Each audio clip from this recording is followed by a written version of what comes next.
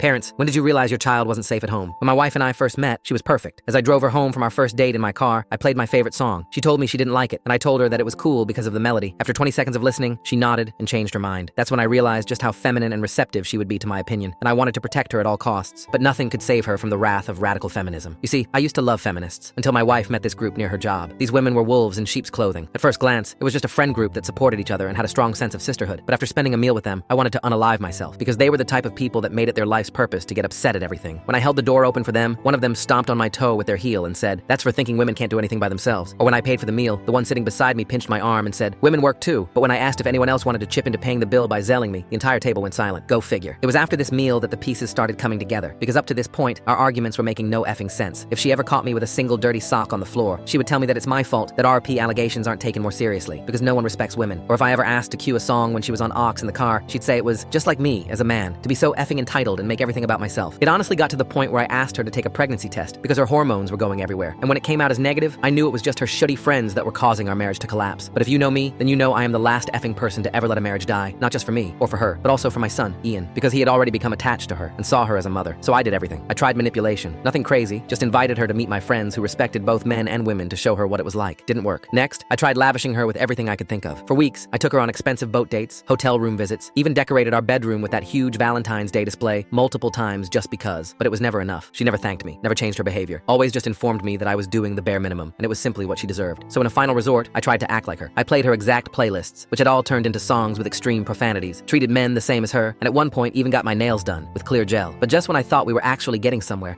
I came home to Ian crying his eyes out. The only other person with him was my wife, but she was downstairs while he was in his room. It didn't make any sense. As he cried, I held him and did the breathing exercises we always did together whenever he got overstimulated. When he finally calmed down, he took off all his clothes. What I saw next made me almost vomit. All over his tiny arms, legs, and chest were injuries, one that could have only been done by an adult. I didn't say anything, just reclothed him and drove him to my sister's place for the night. When I got back, I screamed at my wife for the first time ever. "Was that you?" She looked at me and rolled her eyes. "Oh, here we go. Man screams at woman because of his fragile ego. Did you lay a single hand on Ian?" She looked shocked that I had spoken back. "You should be thanking me. I'm making sure he doesn't turn out to be a shitty man like the rest of this population." I stopped listening after that. If she wasn't a woman, I would have wailed on her until red splattered against the walls. Instead, I took a deep breath. "We're effing done," I said, before walking out and driving to my sister's place. I figured that after the divorce process ended, I'd never have to deal with her again. But I was wrong, because a few weeks later, her and her feminist circle broke into my sister's home while I was at work. I called the police as soon as the home security detected movement, but they were too late. Ian was gone. Full story on channel, link below.